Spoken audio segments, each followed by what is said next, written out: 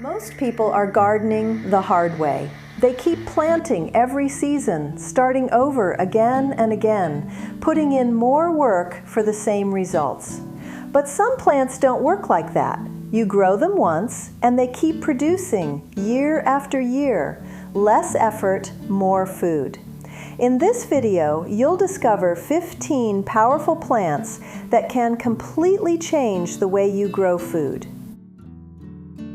Part 1. Asparagus. Asparagus is one of the few crops that doesn't reward you right away. In fact, for the first year, you get almost nothing. And that's exactly why most people give up. But what they don't realize is this: asparagus isn't designed for quick harvests, it's built for the long term. Once the roots are established, this plant starts sending up new shoots from the same crown again and again every single season.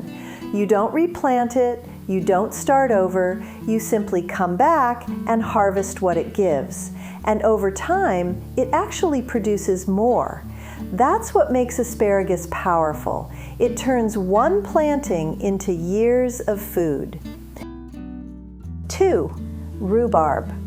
Rhubarb is one of those plants that most people completely overlook. It doesn't grow fast like leafy greens, and it doesn't give you instant results. But once it's established, it becomes one of the most reliable plants in your entire garden. Year after year, it comes back from the same root system, stronger and more productive. And what makes rhubarb different is this: you don't harvest the leaves, you harvest the stalks. Thick, firm, often deep red, sometimes green with hints of pink. And every season, those stalks grow back from the same base. You don't need to replant. You don't need to reset anything. You simply return and harvest again. And as the plant matures, it produces even more. That's what makes rhubarb powerful. It doesn't take over your garden. It doesn't spread uncontrollably. It just sits there, quietly producing food season after season. Part 3. Jerusalem artichoke. Jerusalem artichoke is one of those plants that looks ordinary until you understand what it's actually doing. Above the ground, it grows tall with bright yellow flowers that look almost like small sunflowers. Nothing unusual. But underground, it's building something completely different. Clusters of tubers hidden beneath the soil, growing quietly without needing much attention. And the more established it becomes, the more it produces. What makes this plant so powerful is not just how much it grows, but how it comes back. Because when you harvest, you never remove everything. Some tubers always remain in the soil, and next season they grow again, stronger, denser, more productive. That's why once you plant it, you don't really need to plant it again. Part 4. Moloia. Moloia is one of those plants that completely changes how you think about harvesting. Because with most crops, the more you take, the less you get later. But this plant works differently. The more you harvest, the more it grows. At first, it looks simple. Thin stems, small green leaves, nothing that stands out. But once it establishes, it becomes incredibly active. You cut the top, and new branches begin to form almost immediately. You come back again, harvest more, and instead of slowing down, it becomes denser, thicker, more productive. Over time, what started as a single plant turns into a full leafy system, and it doesn't reset after one season. As long as the roots remain, it keeps growing, responding to every harvest by producing even more. That's what makes Moloia powerful. It rewards every cut with new growth. Part 5. Tree collards. Tree collards completely change what a leafy vegetable can be. Because most greens stay low to the ground, grow quickly, and then disappear after one season. But this plant doesn't follow that pattern. It grows upward. slowly at first, then stronger over time. A central stem forms, and along that stem, leaves keep appearing, not all at once, but continuously. You don't harvest the entire plant. You take what you need, leaf by leaf, and it keeps producing. Each time you return, there's more waiting. Over time, the plant becomes taller, stronger, almost like a small tree. That's where the name comes from. And once it's established, it doesn't reset each season. It continues, producing from the same structure year after year. Part 6. Sorrel. Sorrel is one of those plants that doesn't try to stand out, but quietly becomes essential over time. It doesn't grow tall, it doesn't produce large harvests all at once, and at first, it's easy to ignore.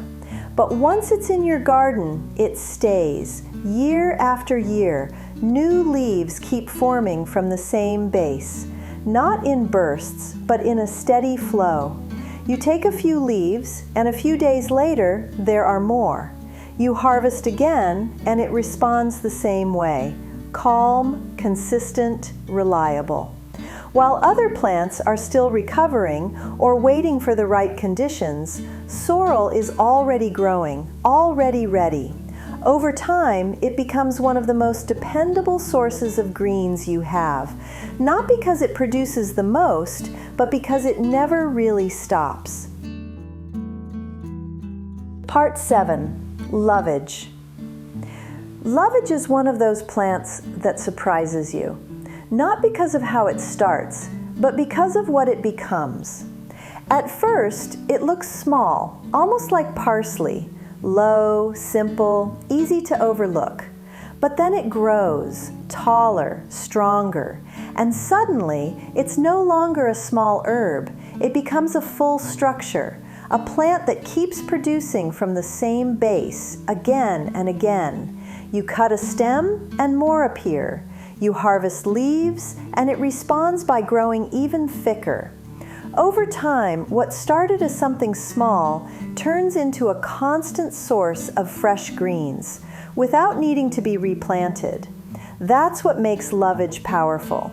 It doesn't just grow, it expands into something you can rely on. Part 8. Good King Henry. Good King Henry is one of those plants that doesn't try to impress you, but slowly proves its value over time. At first, it looks like a simple leafy green, low to the ground, soft green leaves, very similar to spinach, easy to ignore. But unlike spinach, this plant doesn't disappear after one season. It stays. Year after year, new leaves grow from the same base. Not all at once, but steadily. You harvest a few leaves and it grows back.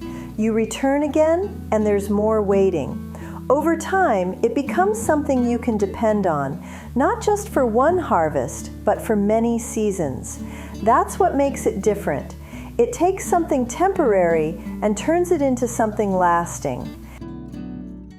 Part 9. Sea kale. Sea kale is one of those plants that doesn't look like food until you understand what it's capable of. At first, it looks wild, thick leaves, wide, slightly bluish, almost like something growing on a windy coastline. And that's exactly what it's built for. Harsh conditions, poor soil, dry air, unpredictable environments. But instead of struggling, it adapts, it settles in. And once it's established, it keeps coming back. Year after year, new shoots appear, new leaves unfold from the same base. You don't need to restart it. You don't need to protect it constantly. It holds its ground and continues producing quietly, consistently. That's what makes sea kale powerful. It thrives where other plants fail and turns difficult conditions into a reliable source of food. Sea kale is one of those plants that doesn't look like food until you understand what it's capable of. At first, it looks wild, thick leaves, wide, slightly bluish, almost like something growing on a windy coastline, and that's exactly what it's built for: harsh conditions, poor soil, dry air, unpredictable environments. But instead of struggling, it adapts, it settles in, and once it's established, it keeps coming back. Year after year, new shoots appear, new leaves unfold from the same base. You don't need to restart it. You don't need to protect it constantly. It holds its ground and continues producing quietly, consistently. That's what makes sea kale powerful. It thrives where other plants fail and turns difficult conditions into a reliable source of food. Part 10, Skirret. Skirret is one of those plants that doesn't look valuable until you see what's hidden below. Above the ground, it's easy to overlook. Thin stems, light green leaves, almost like a simple herb, nothing that immediately stands out. But underground, it's doing something very different. Instead of forming a single root, it produces a cluster. Long, thin, connected roots growing together from the same base. And here's what makes it powerful. You don't have to remove the entire plant.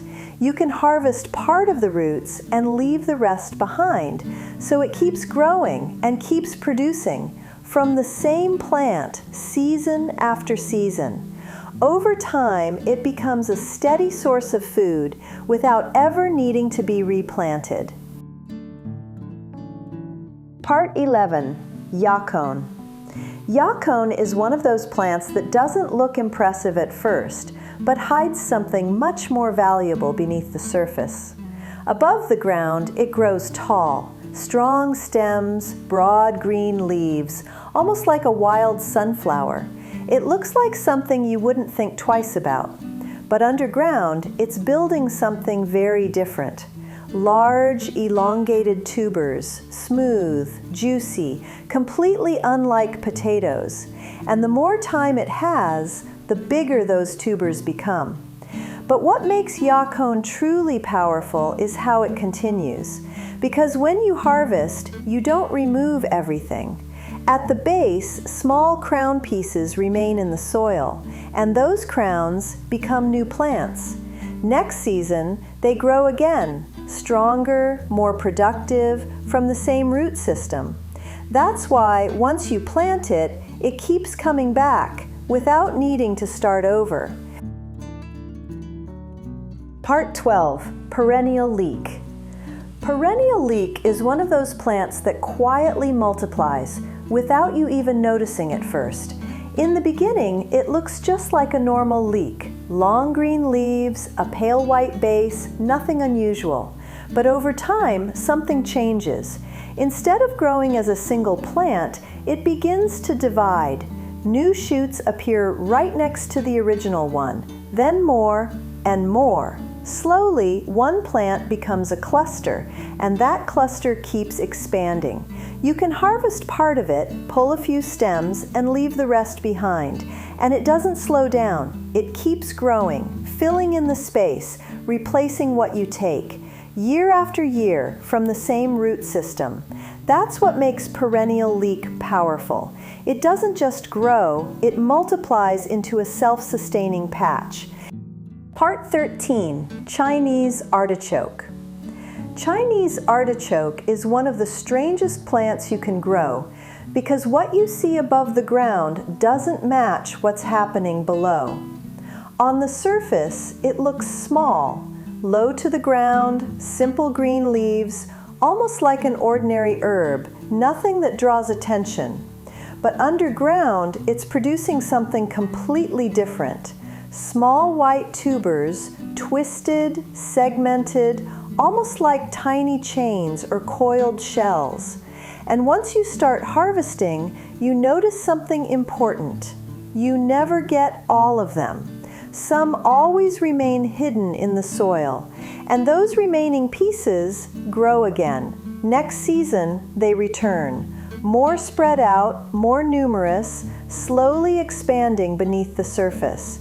That's what makes this plant powerful. It hides its value underground and keeps producing without needing to be replanted.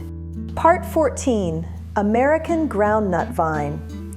American groundnut vine is not a typical crop because it doesn't grow in just one direction.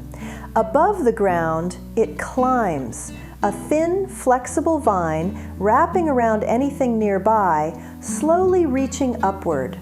Along that vine, compound leaves appear, each leaf made of several smaller leaflets, arranged evenly, clear, distinct, and easy to recognize once you know it.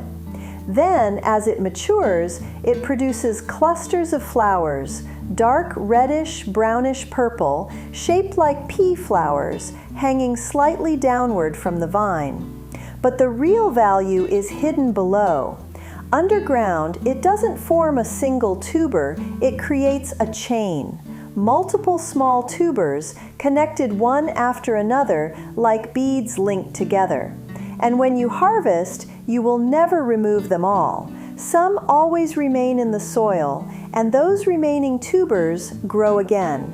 Next season, the vine returns, climbing, spreading, producing even more. That's what makes this plant powerful. It builds a system above and below the ground at the same time. Part 15, Dandelion. Dandelion is the plant most people try to remove without realizing what they already have. It doesn't need planting, it doesn't need care, it doesn't even ask for space. Once it appears, it stays. Low to the ground, a simple rosette of leaves, easy to overlook, easy to ignore. But beneath the surface, it's anchored by something powerful, a deep taproot reaching far into the soil, storing energy, holding everything in place.